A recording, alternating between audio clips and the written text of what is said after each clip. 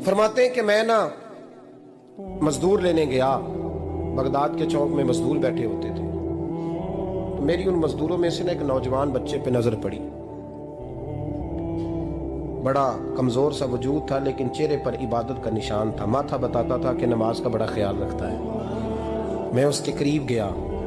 चेहरे भी बड़ा कुछ बताते हैं ना, चेहरों में भी बड़ी रानाई होती है। फरमाते मैं करीब गया, मैंने उसको कहा बेटे मजदूरी करोगे? तो कहने लगा मजदूरों में बैठा हूँ तो जरूर मजदूरी के लिए ही तो बैठा हूँ। तो मैंने कहा कि चलो फिर। कहने लगा नहीं, मेरी कुछ शर्तें।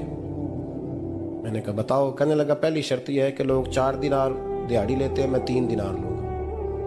मैंने कहा यार भाई तो बड़ी बेहतरीन है, बाकी भी इस तरह की रख ले। उसने कहा हुजूर दूसरी शर्त यह है कि मैं आपकी मुकम्मल बात मानूंगा, लेकिन जब अजान हो जाएगी फिर आपकी नहीं सुनूंगा। तीसरी बात उसने ये की कि हुजूर मैं आपके घर में काम करूंगा पर आपके किसी सवाल का जवाब नहीं दूंगा। कहते मैंने कहा यार तू बड़ा अजीब है, शर्तें तो मालिकों की होती हैं। कहने लगा जी बहरहाल मैं शर्तें लगा के जाता हूँ। फरमाते मैं उसे घर ले आया। काम मैंने उसको बताया तो जो काम मजदूर सारे दिन में करता है ना, उसने 2 घंटे में ही कर दिया। हमारे मजदूर सिगरेट पीने में भी तो आधा घंटा लगाते हैं, वो चाय पीने जाए तो पौना घंटा। वहां उनको भी तो ध्यानदारी करनी चाहिए कि नहीं करनी चाहिए? ने मुआहदा किया है ना जी, तो पूरा उतरना चाहिए ना।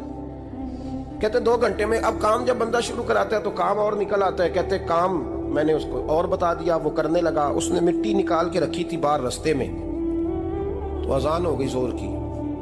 उसने वहीं कुदाल छोड़ी कही और चलने लगा। तो मेरा बेटा कहने लगा इसको जरा बराबर कर दो। कहने लगे चुप कर जा, तेरे बाप से बात हुई थी, जब अजान होती है तो मैं किसी और की नहीं सुनता, सिर्फ अल्लाह रसूल की सुनता हूँ। कहते मस्जिद चला गया, नमाज पढ़ के आया तो दोपहर का वक्त था। मेरी बीबी कहने लगी इसको को खाना खा ले। कहते हमने कहा खाना खा लो। तो कहने लगा मैंने रोजा रखा हुआ, रमजान भी नहीं था, नफली रोजा रखा हुआ। फरमाते हैं शाम हुई, मैंने 3 दिनार दिए। तो मैंने कहा तेरा नाम क्या है? कहने लगा मैंने आपसे कहा था मैं किसी सवाल का जवाब नहीं दूंगा। कहते वो चला गया। अगले दिन मैं फिर लेने गया उसे, काम कुछ और निकल आए। तो लोगों ने बताया वो सिर्फ हफ्ते वाले दिन आता है।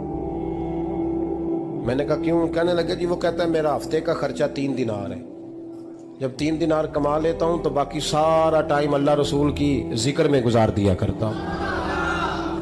फरमाते हैं अजीब। अगले हफ्ते मैं फिर लेने गया, मैंने पूरा हफ्ता इंतजार किया कि काम उसी से कराना है। मैं जब गया तो मैंने कहा चलो। कहने लगा मेरी शर्तें याद है ना? और मैंने कहा याद है भाई, साथ चल। फरमाते हैं काम कराया। 2-3 हफ्ते वो आता रहा। एक हफ्ते में गया तो लोगों ने कहा हुजूर आज नहीं आया। क्यों? कहने लगे बीमार हो गए। कहाँ घर है? कहने लगे बगदाद के कब्रिस्तान के पीछे जो कच्ची आबादी है उसमें रहता है। फरमाते मैं गया, दरवाजे पे दस्तक दी तो कहने लगा हुजूर आप हैं? दरवाजा खोला है, आ जाइए। फरमाते मैं अंदर गया तो मैंने कहा तुम्हें कैसे पता चला? मैं कहा तुम्हें कैसे पता चला मैं आया हूँ? कहने लगा हुजूर अल्लाह वाले हो, आप नहीं आना था, वरना अमीर तो गरीबों का पता लेने कोई नहीं आते। कहते मैं करीब गया तो कहने लगा मैं आपका इंतजार कर रहा था, तेज बुखार है, तप रहा। जेब से कुछ पैसे निकाले। कहने लगा ये पैसे रखने। एक अंगूठी निकाली। कहने लगा हुजूर आज रात को मेरा इंतकाल हो जाएगा, इन पैसों का कफन खरीद के सुबह जनाजा पढ़ के मुझे दफन कर देना, और जब दफन करो तो ये अंगूठी लेके असर के बाद हारून रशीद के पास जाना। आप उससे कहना मैंने मिलना है, पर वो आपको टाइम नहीं देगा। आप उसको आवाज दीजिएगा कि तेरी एक अमानत है मेरे